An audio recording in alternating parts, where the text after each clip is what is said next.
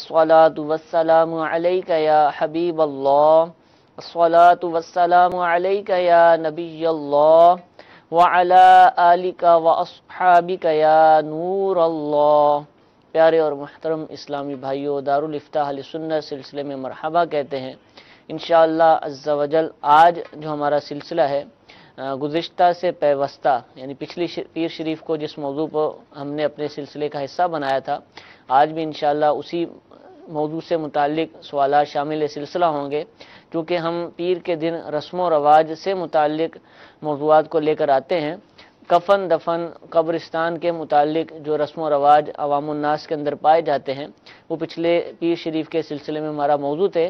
آج بھی انشاءاللہ عز و جل اسی حوالے سے سوالات شامل سلسلہ ہوں گے، آپ ہمارے ساتھ رہیے، اور انشاءاللہ عز و جل اسی سلسلے کے دوران یا آخر میں روزوں سے متعلق بھی ایک بہت ہی اہم سوال سلسلے کا حصہ ہوگا۔ بہت سارے لوگ اس حوالے سے جاننا چاہتے ہیں، معلومات حاصل کرنا چاہتے ہیں، اور غلط فہمی کا بھی شکار نظر آتے ہیں۔ تو انشاءاللہ ہم مفتی صاحب سے اس حوالے سے بھی پوچھیں گے وہ کیا مسئلہ ہے۔ اس کے لیے آپ کو ہمارے ساتھ سلسلے میں شامل رہنا پڑے گا، سلسلہ دیکھنا پڑے گا، اور انشاءاللہ اللہ نے چاہا تو سلسلے کے دوران ہی ہم اس سوال کو اپنے سلسلے میں شامل کرتے ہوئے مفتی صاحب سے پوچھیں گے۔ حصول برکت کے لیے درود پاک کی فضیلت سنتے ہیں۔ چنانچہ امیر اہل سنت دامت برکاتہم العالیہ اپنے رسالے ضیاء درود و سلام کے صفحہ نمبر 2 پر حدیث پاک نقل فرماتے ہیں، نبی کریم صلی اللہ تعالی علیہ وآلہ وسلم نے ارشاد فرمایا، بروز قیامت لوگوں میں سے میرے قریب تر وہ ہوگا جس نے دنیا میں مجھ پر زیادہ درود پاک پڑھے ہوں گے۔ صلو علی الحبیب صلی اللہ تعالی علی محمد صلی اللہ تعالی علیہ وآلہ وسلم۔ حضور کفن دفن سے متعلق ہمارا سلسلہ جاری تھا۔ بعض اوقات ایسا ہوتا ہے کہ انتقال جو ہے وہ جمعے کے علاوہ کسی دن ہوا، مثال کے طور پر اتوار کے دن کسی کا انتقال ہو گیا، تو اب دیکھا یوں بھی گیا ہے کہ لوگ تدفین کرنے کے بعد جمعہ کا دن آنے تک قبر پر بیٹھ کر یا خود بیٹھ کر یا کسی کو کہہ کر قرآن پاک کی تلاوت کرتے ہیں۔ نیت یہ ہوتی ہے کہ جب تک ہم تلاوت قرآن پاک کرتے رہیں گے تو جو ہمارے مرحوم ہے، مردہ ہے، اس سے سوال جواب نہیں ہوں گے، منکر نکیر سوالات نہیں کریں گے، اور جمعے کا دن جب آئے گا تو جمعے والے دن ویسے ہی حساب کتاب نہیں ہوتا مرنے والے کے لیے، تو اس کا جمعے کا دن جب کنیکٹ ہو جائے گا، مل جائے گا، تو اب یہ سوالات سے محفوظ ہو جائے گا۔ تو کیا یہ نظریہ رکھنا اور اس نظریے سے تلاوت قرآن پاک کے لیے قبر پر بیٹھنا یا کروانا یہ کیسا ہے؟ الحمدللہ رب العالمین والصلاة والسلام علی سید الانبیاء والمرسلین۔ دیکھیں، قرآن پاک کی جو تلاوت ہے یہ تو باعث اجر و ثواب ایک عمل ہے کہ اس کے ایک ایک حرف کے پڑھنے پر 10 نیکیاں ملتی ہیں۔ الحمدللہ۔ رہا معاملہ کہ یہ کانسیپٹ جیسا کہ سوال میں آپ نے بیان کیا کہ بعض لوگوں کا ایسا نظریہ انداز ہے کہ وہ قرآن پاک کے لیے کسی کو مقرر کر لیتے ہیں اور جمعہ المبارک آنے تک وہ پڑھتا رہتا ہے۔ نظریہ یہ ہے کہ اس مردے سے منکر نکیر سوالات نہیں کریں گے، تو یاد رکھیں اس طرح کی جو بات ہے یہ لوگوں کا اپنا بنایا ہوا نقطہ نظر ہوگا، ٹھیک ہے، شرعی حوالے سے کوئی ایسی بات نہیں ہے۔ صحیح۔ جب مردے کی تدفین کر دی جاتی ہے اسی وقت منکر نکیر آ جاتے ہیں، یعنی تدفین کا معنی یہ ہے کہ اس کو قبر میں رکھ کے سلیب ڈھک کر مٹی دے دی گئی ہے، ٹھیک ہے، تدفین کا عمل مکمل ہو گیا۔ تو جب تدفین کا عمل مکمل ہو جاتا ہے تو اس وقت منکر نکیر آ جاتے ہیں، اور باقاعدہ صحیح ستہ کی احادیث کے پیش نظر اس بات کو بھی بیان کیا گیا ہے کہ جب تدفین ہو جاتی ہے تو اب منکر نکیر سوالات کرنا شروع کر دیتے ہیں، ٹھیک ہے، اور نبی کریم صلی اللہ تعالی علیہ وسلم نے اس موقع پر یہ بھی ارشاد فرمایا ہے کہ اپنے بھائی کے لیے ثابت قدمی کی دعا کرو۔ تو یعنی منکر نکیر سوالات کرنا شروع ہو جاتے ہیں جب ہم تدفین کا عمل کر کے فارغ ہوتے ہیں، اب اگرچہ وہاں موجود ہوں یا چلے جائیں۔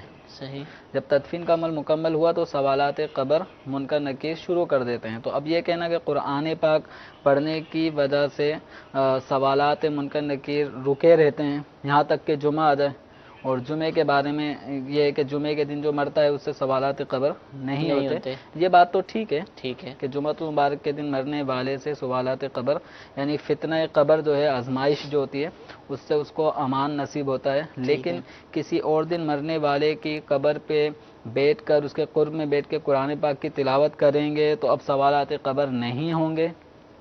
یہاں تک کہ جمعہ تک یہ سلسلہ چلتا رہے تلاوت کا. تو یہ کانسیپٹ لوگوں کا اپنا بنایا ہوا ہے. رہا معاملہ قرآن پاک کی تلاوت کرنا تو وہ ایک باعث برکت باعث اجر و ثواب ایک عمل ہے.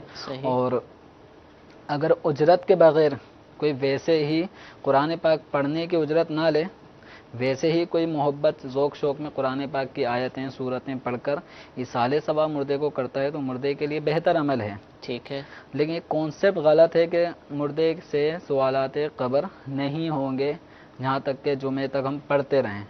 اور اس طرح کا کتابوں میں بھی یہ اس طرح کے طریقہ کار کو پڑھا گیا کہ لوگ ایک جیسے 4 آدمی بٹھا دیے تو 2 آدمی سو رہے ہیں تو 2 جاگ رہے ہیں, یعنی ایک لمحہ بھی تلاوت سے خالی نہ ہو. لوگوں نے اس میں اتنی قید و بند قیودات لگا دی ہیں, تو یہ قیودات لگانا سب بیکار کی باتیں ہیں. تدفین کا عمل ہوا, سوالات قبر شروع ہو گئے. اب اس موقع پہ ہمیں حکم یہ ہے کہ ہم اپنے مردے کی ثابت قدمی کے لیے دعا کریں. ٹھیک ہے یہ کام کرنا ہے. جی جزاک اللہ. ایک اور عمل بھی دیکھا گیا تدفین کے بعد یا تدفین کے وقت کہ کچھ کنکریاں جو ہیں اس پر کچھ قرآنی آیاتیں پڑھ کے صورتیں پڑھ کر دم کر کے وہ اس کے سرہانے رکھ دی جاتی ہیں, اور اس سے بھی سمجھا جاتا ہے کہ اب یہ محفوظ رہے گا ان چیزوں سے. تو کیا یہ بھی نظریہ درست ہے؟ دیکھیں, قرآن پاک کنکریوں پہ یا مٹی پر کسی پاکیزہ چیز پہ پڑھنے کے بعد دم کر دیا جائے ان پاکیزہ کنکریوں پر, تو اس کو اگر وہ مردے کے قریب میں رکھ دیا جائے, سرہانے رکھ دیا جائے, تو اس عمل میں کوئی ممانعت نہیں ہے. شریعت مطہرہ کی طرف سے کوئی ایسی پابندی سختی کے یہ عمل نہیں کر سکتے, اس طرح کی کوئی ممانعت پہ کوئی دلیل نہیں ہے. وہ مسلمان یہ عمل جو کر رہے ہوتے ہیں ایک اللہ تبارک و تعالی کی پاکیزہ ذات سے ایک امید ہوتی ہے کہ قرآن پاک ان کنکریوں پہ پڑھا گیا ہے, اس پہ دم کیا گیا ہے, تو برکت والی چیز ہو گئی. اب اس برکت والی چیز کو ہم نے مردے کے قریب رکھ دیا تو امید ہے کہ اللہ تبارک و تعالی ان برکت قرآن کی تلاوت کی برکت سے مردے کے عذاب میں تخفیف کی کوئی صورت بنا دے. تو مسلمانوں کا یہ عمل ایک اچھی فعال ہے. تو اس طرح کے عمل کرنے میں کوئی حرج نہیں ہے. یہ کرنے کی اجازت ہے. ٹھیک ہے, جزاک اللہ. کچھ ویڈیو سوالات بھی ہمارے پاس موجود ہیں, کالز بھی آ چکی ہیں, آپ کے میسیجز بھی موصول ہو رہے ہیں. سب سے پہلے ایک ویڈیو سوال اپنے سلسلے میں شامل کرتے ہیں. مفتی صاحب, میرا آپ سے سوال یہ ہے کہ جب قبر کو پکا کیا جاتا ہے سائٹوں سے, اس پہ ماربل لگائے جاتے ہیں اور بعض لوگ اس کے اوپر سائٹوں پہ چاروں کل لکھ دیتے ہیں, اس کی کیا شرعی حیثیت ہے؟ کیا یہ لکھنا جائز ہے؟ اور اگر لکھنا جائز ہے تو اس پہ جب چلتے ہیں قبروں کی طرف سے جاتے ہیں قبروں پر, تو اس میں چلنے کی احتیاطیں بھی ارشاد فرما دیجیے. جی حضور, یہ بھی بہت زیادہ ایک دیکھا گیا. لیکن اولاً تو یہ ماربل لگانے کے حوالے سے بھی غور کرنا چاہیے کہ ماربل عام طور پہ جو لگایا جاتا ہے یہ زینت کے لیے لگایا جاتا ہے, خوبصورتی کے لیے لگایا جاتا ہے. تو قبر کوئی محل زینت چیز نہیں ہے کہ جس کو خوبصورت سے خوبصورت بنایا جائے. تو اس لیے ماربل اس حوالے سے لگانا یہ ایک درست کام نہیں ہے. اب دوسرا یہ کہ پھر اس کے اوپر آیات قرآنی چاروں کل لکھے جاتے ہیں, اور یہ بھی ایک عام قبرستان کے اندر اس طرح کسی قبر میں جب لکھا جاتا ہے تو غور کریں. بکثرت مدنی چینل کے ناظرین جو ہوں گے انہوں نے بھی مشاہدہ کیا ہوگا کہ عمومی طور پہ بعض قبرستانوں میں چونکہ کوئی باؤنڈری نہیں ہوتی اور اس میں جانوروں کے آنے جانے پہ بھی کوئی روک ٹوک نہیں ہے, اور آ رہے ہوتے ہیں جانور وہاں پہ چل پھر رہے ہوتے ہیں, بس اوقات قبروں کے اوپر بیٹھے ہوئے ہوتے ہیں. اب یہ آیات جو لکھی ہوں گی تو ان آیات کی بے ادبی کا خدشہ ہے. خود جیسے کہ سائل محترم نے توجہ دلائی کہ لوگ پھر ان قبروں کے آس پاس سے چلتے ہیں تو پاؤں بھی بس اوقات اوپر ہو جاتا ہے. تو اب احتیاط بتائیں, تو احتیاط ان لوگوں کو کرنی ہے کہ جو قبر پہ لکھ رہے ہیں. اب لکھنے کے بعد پھر وہ تو بھول جاتے ہیں, چاروں کل لکھ دیے, اب چاروں کل کی برکت سے قبر بابرکت ہو جائے گی اور رحمت بخشش مغفرت یہ امید ہوتی ہے. نیت لوگوں کی اگرچہ اچھی ہے لیکن اس انداز میں قرآن پاک کی عبارتیں چاروں کو لکھ دینا اور بعد میں آ کے اس کی حفاظت کا اہتمام بھی نہ کرنا تو یہ درست طریقہ نہیں ہے. ٹھیک ہے. تو اس لیے قبر پہ اس انداز میں نہ لکھیں کہ جہاں پہ بے ادبی کا اندیشہ ہو. البتہ جہاں بے ادبی کا اندیشہ نہیں ہے جیسے مزارات اولیاء ہے، صحیح. تو مزارات اولیاء پر بھی جو سرہانے کی طرف ایک لگائی آتی ہے تو اس کے اوپر توغرا ٹائپ کی اس میں آیات لکھی ہوتی ہے، کچھ مقدس کلمات لکھے ہوتے ہیں، لیکن چونکہ وہاں پہ بے ادبی کا اندیشہ نہیں ہوتا صحیح. تو وہاں لکھنے میں کوئی حرج نہیں ہے.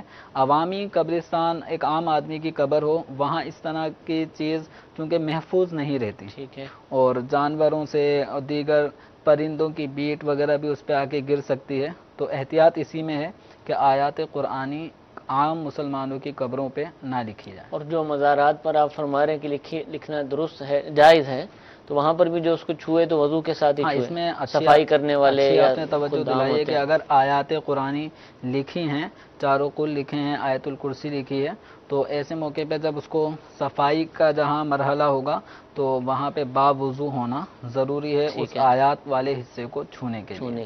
ٹھیک ہے، جزاک اللہ. میسیجز بھی ہیں حضور.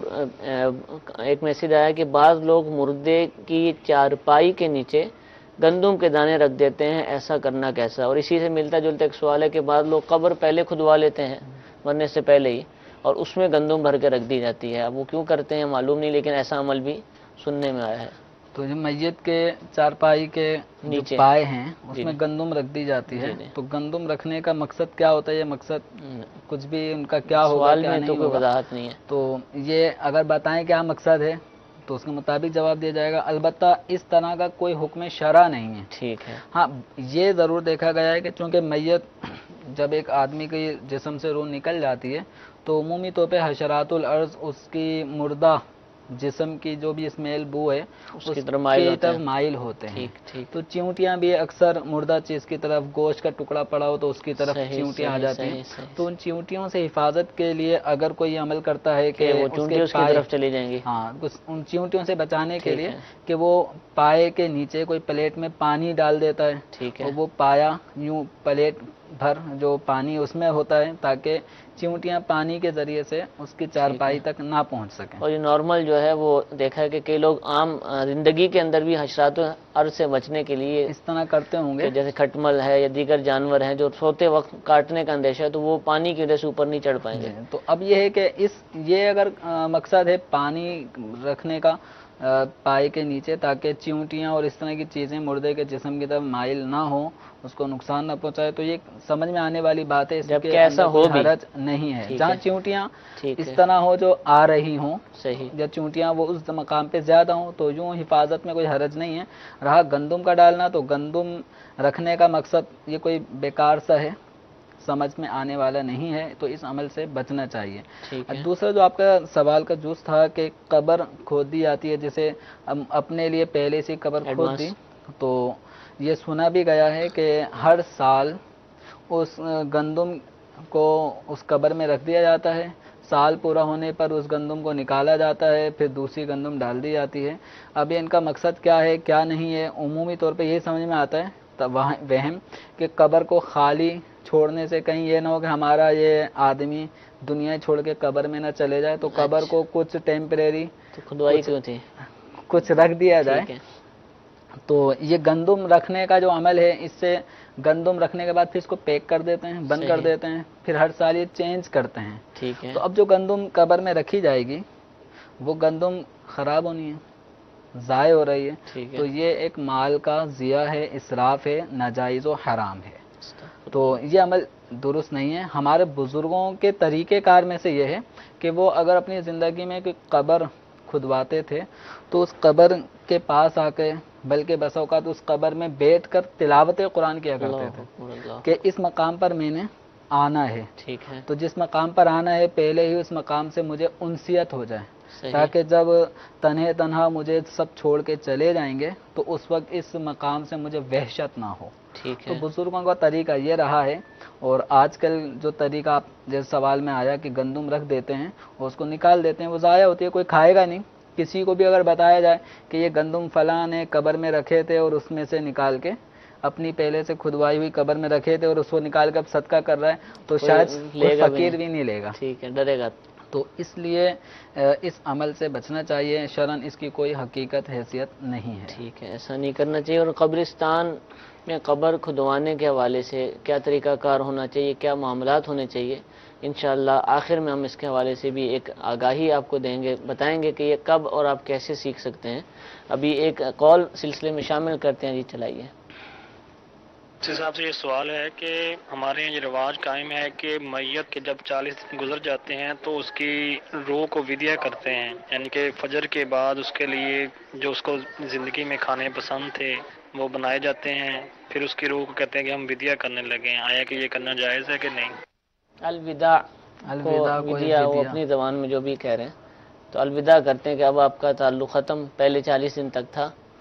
اور دیکھیں یہ اس طرح کا عوام میں نظریہ ہے کہ روزانہ کچھ نہ کچھ ایصال ثواب مردے کو کرتے رہیں کہ وہ اپنے گھر میں روح رہتی ہے، تو ارواح کا، مسلمانوں کی روحوں کا اپنے گھر میں آنا یہ احادیث سے ثابت ہے، اور امام اہل سنت اعلیٰ حضرت رحمۃ اللہ تعالی علیہ نے باقاعدہ اس پہ پورا ایک مفصل رسالہ لکھا ہے، اتیان الارواح، روحوں کا آنا۔ اس کا دوسرا نام اردو میں روحوں کی دنیا، اس نام سے بھی اس کو مارکیٹ میں یہ رسالہ مل جاتا ہے۔ ٹھیک ہے، تو اس رسالے میں تفصیلاً اس بات کو بیان کیا ہے کہ ارواح مسلمانوں کی اپنے گھروں میں آتی ہیں۔ ٹھیک ہے، اب یہ جو کانسیپٹ اس سوال کے اندر آیا کہ وہ 40ویں دن میت کے جو دنیا میں اس کو چیزیں پسند تھیں ان سب چیزوں کو پکایا جاتا ہے، اور نیاز فاتحہ کرنے کے بعد گویا اب یہ کانسیپٹ ہوتا ہے کہ بھائی جتنا تمہیں پسند تھا وہ سب چیزوں کا اہتمام کر دیا، اب ہمارے گھر میں نہیں آنا۔ اور کانسیپٹ یہ ہوتا ہے کہ روح گھر میں آ رہی ہے تو یہ نقصان پہنچائے گی، صحیح، اس لیے اس سے کنارہ کش ہونا چاہتے ہیں۔ تو یاد رکھیں کہ یہ کانسیپٹ کہ اب 40ویں دن ہم نے ودا کر دیا روح کو اور اب دوبارہ نہیں آئے گی، تو یہ بیکار بات ہے۔ ٹھیک، اور جو کھانے پکائے ہیں جو وہ بھی کھانے اس کو- پکائے ہیں، رہا یہ معاملہ کہ میت کو پسند تھا، تو اب یہ جو کانسیپٹ ہے نا کہ میت کو پسند تھا یہ کھانا، گویا کھانا دے کے میت کو خوش کر کے واپسی کر رہے ہیں، تو یاد رکھیں کہ میت کو جن چیزوں سے اگر خوشی تھی، جن کھانوں سے اگر وہ غریب کو کھلائے جا رہے ہیں ٹھیک ہے، تاکہ غریب دعائیں دے اور اس پہ جو ثواب ملے وہ ہم اپنی میت کو پہنچائیں، تو یہ عمل تو ٹھیک ہے، ٹھیک، لیکن یہ کانسیپٹ کہ اب میت دوبارہ ہمارے گھر میں اس کی روح نہیں آئے گی، تو یہ کانسیپٹ درست نہیں ہے۔ امام غزالی رحمۃ اللہ تعالی علیہ نے دقائق الاخبار میں، اور امام جلال الدین سیوطی شافعی رحمۃ اللہ علیہ نے درر الحسان میں یہ حضرت عبداللہ بن عباس رضی اللہ تعالی عنہما سے ایک روایت نقل کی ہے جس کے اندر مختلف مواقع ذکر کیے ہیں جن میں ارواح اپنے اپنے گھروں کی طرف آتی ہیں۔ ٹھیک ہے، تو ان میں ایک موقع ہے عید کے دن کا، اور ذی الحجہ کی 10 تاریخ ہے، محرم الحرام کا جو 10واں دن ہے وہ ہو گیا، جمعۃ المبارک کی جو رجب کا پہلا جمعہ ہے، اسی طرح 15 شعبان المعظم اور جمعے کی جو رات ہے۔ تو روایت کا خلاصہ ہے کہ ان ایام میں، ان مواقع پر روحیں اپنی قبور سے نکلتی ہیں، وَيَقِفُونَ عَلَىٰ أَبْوَابِ بُيُوتِهِمْ، اپنے گھروں کے دروازوں پہ آ کے کھڑی ہو جاتی ہیں، وَيَقُولُونَ، اور ان کی طرف سے اس طرح کی پیغام یا باتیں سنائی دیتی ہیں، ہم سن نہیں سکتے، وہ اس طرح کی باتیں کہتی ہیں کہ تَرَحَّمُوا عَلَيْنَا فِي اللَّيْلَةِ بِصَدَقَةٍ وَلَوْ بِلُقْمَةٍ مِّنْ خُبْزٍ، کہ ہم پر رحم کرو آج کی رات، اور ہم پر صدقہ کرو، ہمارے لیے صدقہ کر کے رحم کی کوئی صورت بناؤ، اگرچہ روٹی کا ایک نوالا ہی صدقہ کر کے کچھ رحم کی صورت بناؤ، فَإِنَّا مُحْتَاجُونَ إِلَيْهَا، اس لیے کہ ہم صدقے کے محتاج ہیں۔ تو اب جو جن کے گھر والے صدقات خیرات اپنے مرحومین کے ایصال ثواب کے لیے کرتے رہتے ہیں تو ان کی روحیں بھی خوشی خوشی پلٹتی ہیں۔ فَإِلَّمْ يَجِدُوا شَيْئًا يَرْجِعُونَ بِالْحَسْرَةِ، روایت کے اندر فرمایا گیا کہ جب ان کے زندہ رشتہ دار جو مکان میں رہ رہے ہوتے ہیں ان کے بعد اب وہ اگر ایصال ثواب نہیں کرتے، کوئی صدقہ نہیں کرتے، تو میت جو ہے، جو میت کی روح تھی وہ بڑی حسرتوں کے ساتھ پھر وہاں سے پلٹتی ہے اپنی قبروں کی جانب۔ تو روحوں کا آنا، اب جیسے سوال میں تھا 40ویں دن گویا کمپلیٹ کر دیا، ودا کر دیا اور رخصت کر دیا کہ اب ہمارے گھر نہیں آنا، تو سائل محترم کو یہ بات یاد رکھنی چاہیے، وہ جمعے کے رات میں بھی آتی ہیں، اسی طرح عید کے دن بھی آتی ہیں، اور جو عید کا 10 ذی الحجہ ہے اس میں بھی آتی ہیں، جمعے کے رات میں بھی آتی ہیں، 15 شعبان المعظم کو بھی ارواح اپنے گھروں کو آتی ہیں۔ ٹھیک اور ہے۔ مسلمانوں میں ان مواقع پر بالخصوص ایصال ثواب کا جو عمل رائج ہے وہ انہی احادیث کریمہ کے پیش نظر ہے صحیح کہ صحیح، عام طور پہ آپ نے دیکھا ہوگا جمعرات کی رات کو نیاز ختم دلایا جاتا ہے، شب جمعہ جو ہے اس کے اندر ایصال ثواب کا اہتمام کیا جاتا ہے، جمعے کے دن بھی فاتحہ خوانی کی جاتی ہے، اور 15 شعبان المعظم کو بھی ایصال ثواب کیا جاتا ہے، قبرستان مسلمان جاتے ہیں، یہ ایک سنت کی ادائیگی بھی ہے 15 شعبان المعظم کو قبر کی زیارت کرنا۔ ٹھیک ہے۔ تو یوں ایصال ثواب بھی بکثرت اپنے مرحومین کو کیا جاتا ہے۔ تو یہ کانسیپٹ کہ اب مردہ جو 40ویں دن ایصال ثواب کریں گے تو اب نہیں آئے گا، تو مردے کو روکنا آپ کے ہاتھ میں نہیں ہے، وہ اللہ کے وہ حکم سے آ رہا ہے۔ اپنے رب کی اجازت سے عطا اور اذن سے وہ اپنے گھروں کی طرف آتا ہے اور ایک پیغام دے رہا ہوتا ہے درد بھرا کہ مجھے کچھ ایصال ثواب کچھ میرے لیے صدقہ کیا جائے۔ ٹھیک۔ اب یہ باتیں ہم دنیا داری میں اگر پڑے رہیں گے تو اپنے مرحومین کو یاد نہیں رکھیں گے تو وہ حسرت کے ساتھ پلٹ رہے ہوتے ہیں۔ اللہ تعالیٰ ہمیں اپنے مرحومین کو، اپنے اعزاء و اقربا جو اس دنیا سے چلے گئے ان کو ان کی موت کے بعد بھی یاد رکھنے کی توفیق عطا فرمائے، نیک اعمال کر کے ان کا ثواب ان کو ایصال کرنے کی توفیق عطا فرمائے۔ ایک اور کال اپنے سلسلے میں شامل کرتے ہیں، جی چلائیے۔ دارالفضل سنت میں میرا مفتی صاحب سے سوال یہ ہے کہ سنا تھا کہ اگر 100 کلومیٹر دور میت کو لے جایا جائے تو اب دوسرا جنازہ پڑھا سکتے ہیں، تو اس کی کیا شرعی حیثیت ہے؟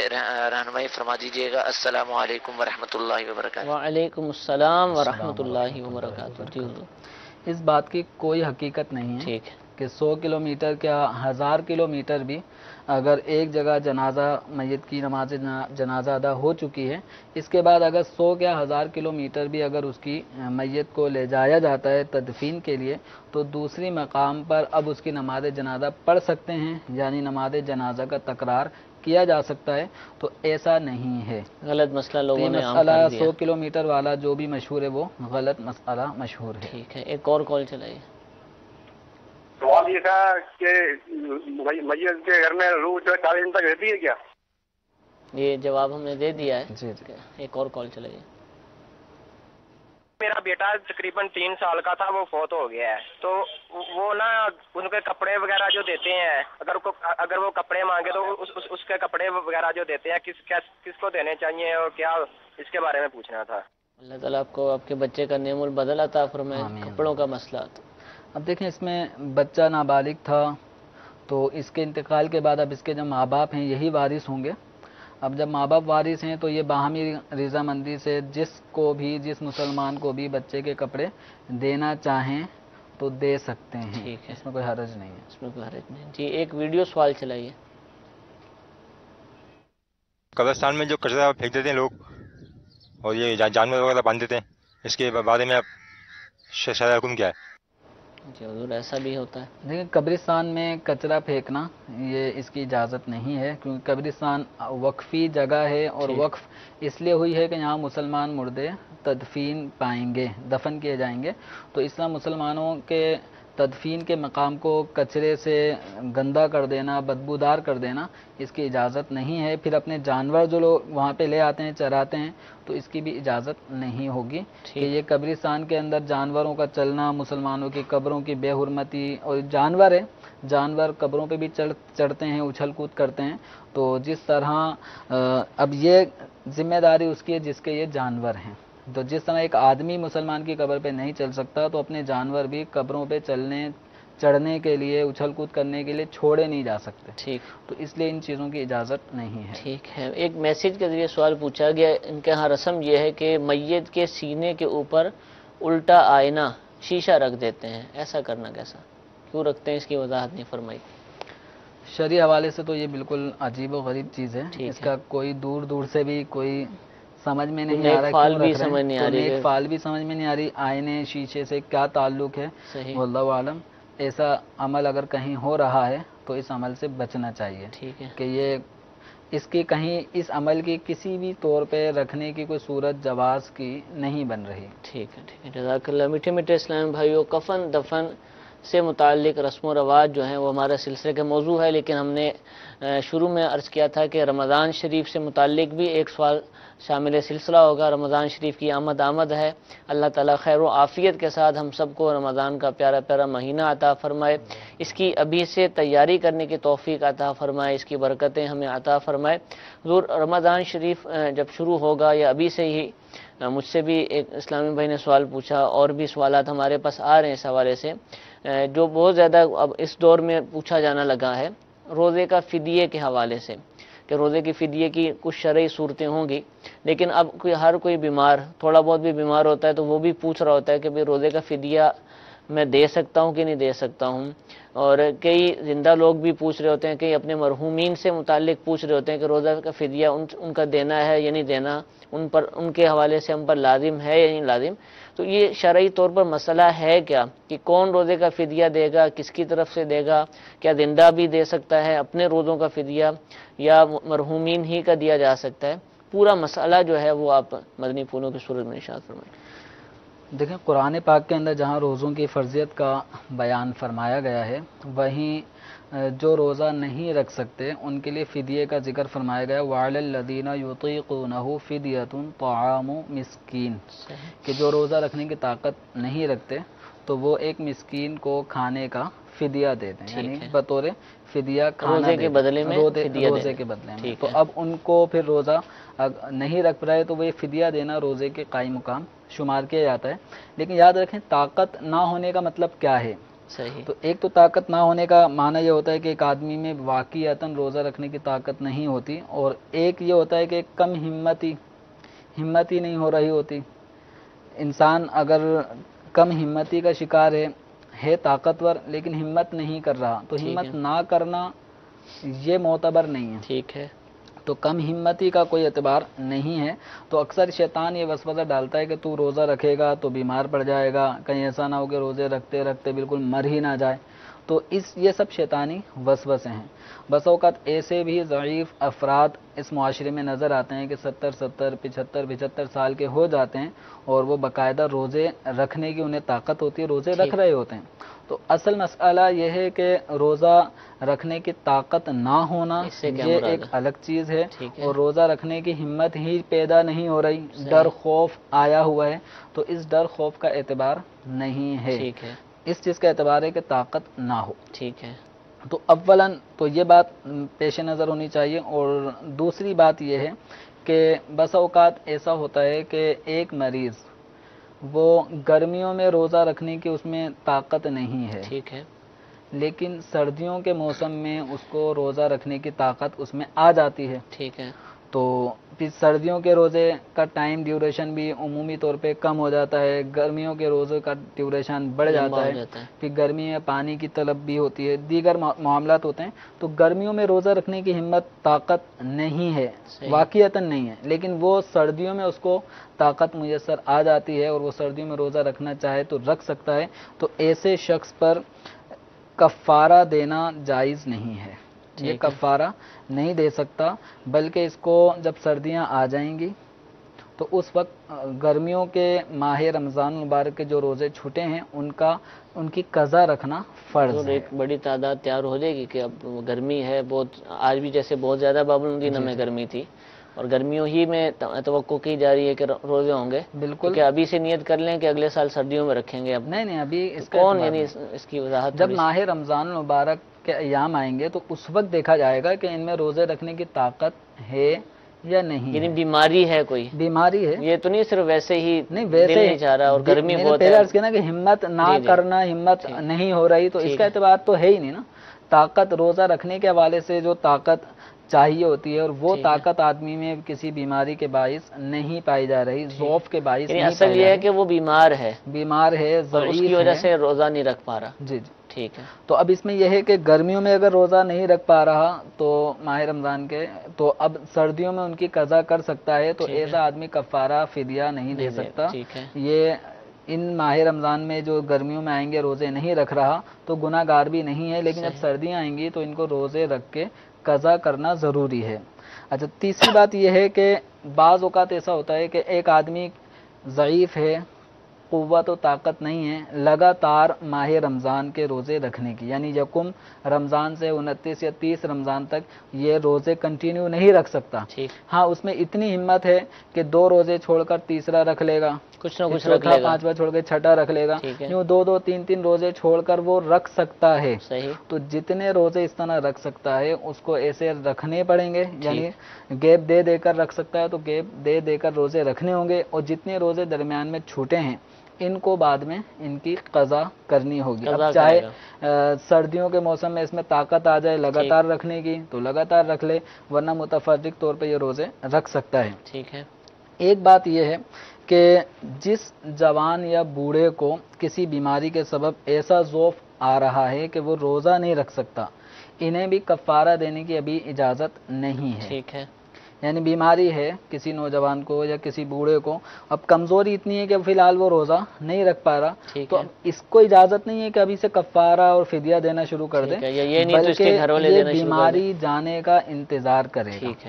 جب بیماری چلے گئی، صحت یاب ہو گیا، تو اب اس کو چاہیے کہ ان ماہ رمضان کے جو روزے قضا ہوئے ہیں ان کی ادائیگی کرے۔ صحیح۔ اور اگر مرض ایسا طول پکڑ گیا، جیسے بس اوقات نوجوان ہی ہوتا ہے، 25-30 سال کا ہوتا ہے، اور بیماری ایسی جس کو لاحق ہو گئی کہ فی الحال وہ روزہ نہیں رکھ پا رہا، اور سال 2 سال کے اندر ہی بیماری بڑھ گئی اور روزہ رکھنے کی قضا کرنے کی بھی اس کو مہلت نہیں ملی، انتقال کا وقت قریب آ گیا، تو اب ایسے موقع پر اس آدمی کو جس کو صحت یابی شفا یابی سے پہلے ہی موت آنے کو ہے، آ رہی ہے، تو ایسے آدمی کو اب وصیت کر کے جانی ہوگی کہ اب میری طرف سے روزوں کے فدیے دے دینا، لیکن جب تک وہ زندہ ہے، ٹھیک ہے، تو مرض کی وجہ سے روزہ نہیں رکھ پا رہا، جب تک زندہ ہے تو وہ فدیے کا حکم نہیں دے سکتا، وہ قضا کے لیے صحت یابی کا انتظار کرے۔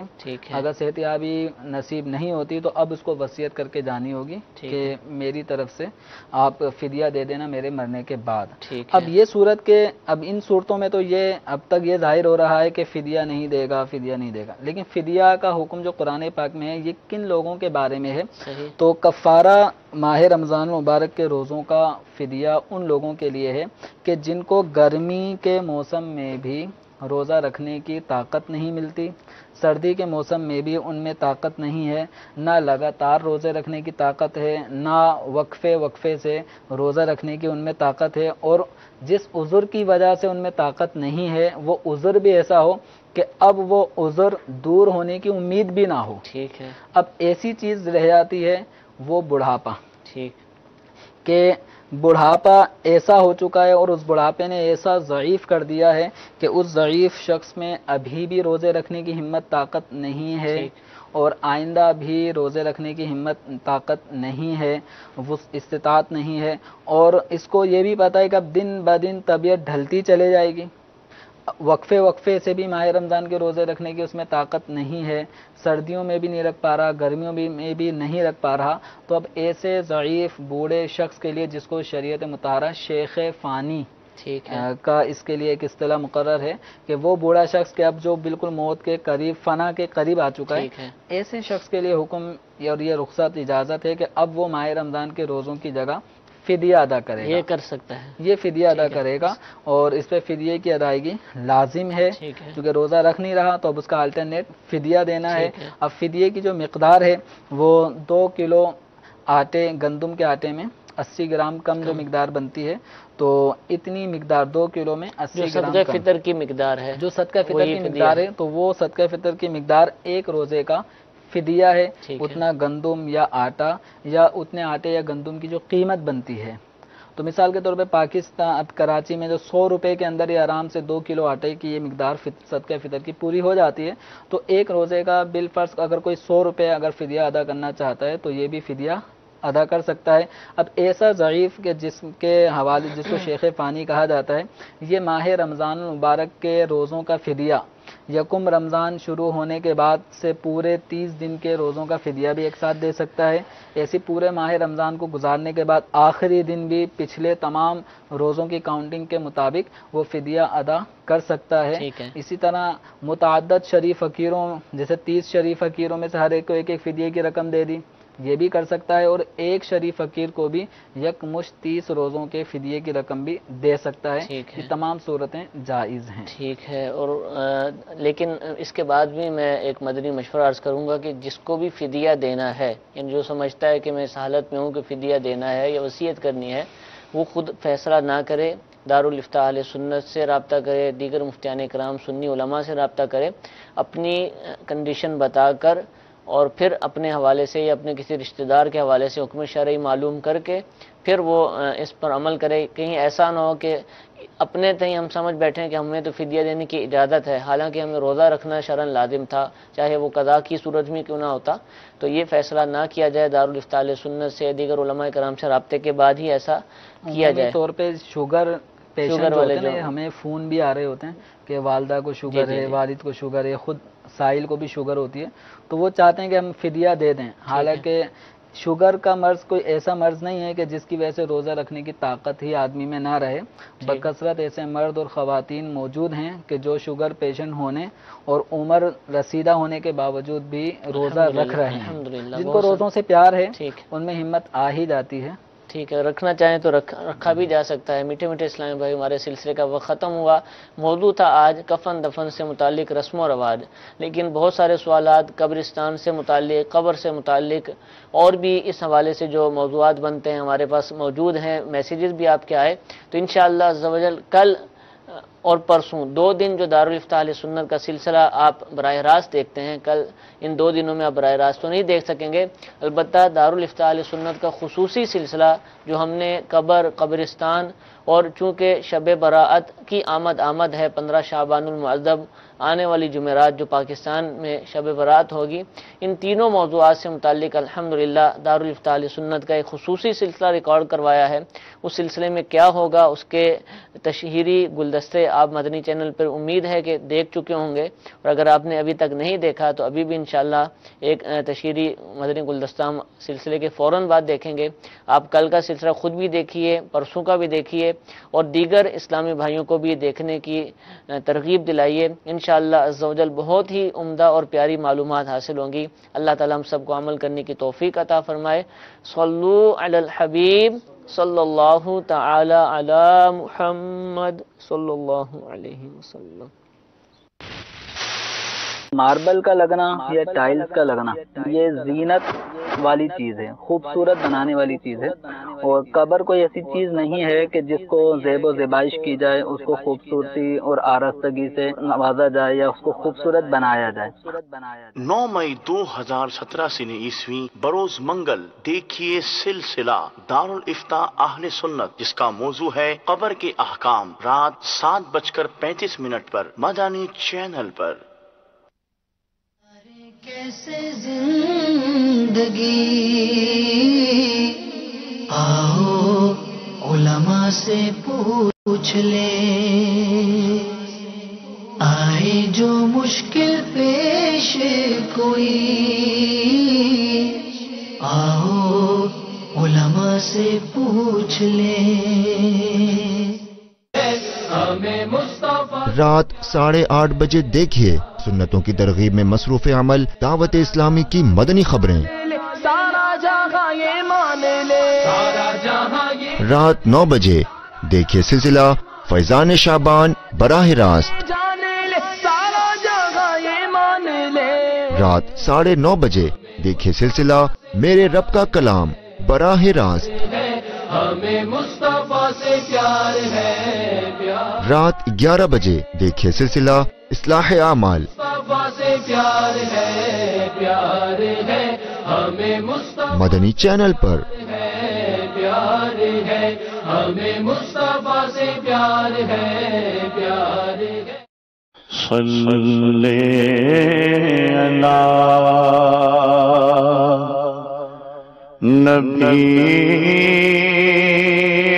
نبینا صلی علی محمد صلی علی کریمنا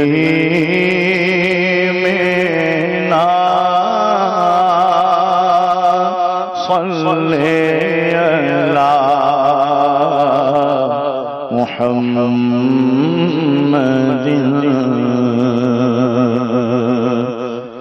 وہ جو نہ تھے تو کچھ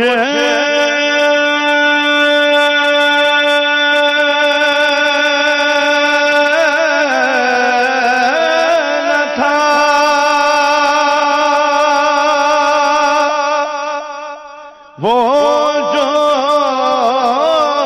نہ ہو تو کچھ نہ ہو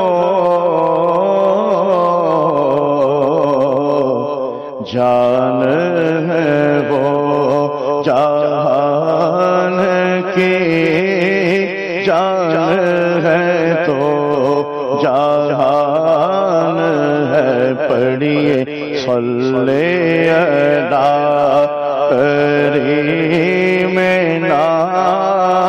صلی علی محمد پڑھیے صلی علی شفیعنا صلی علی محمد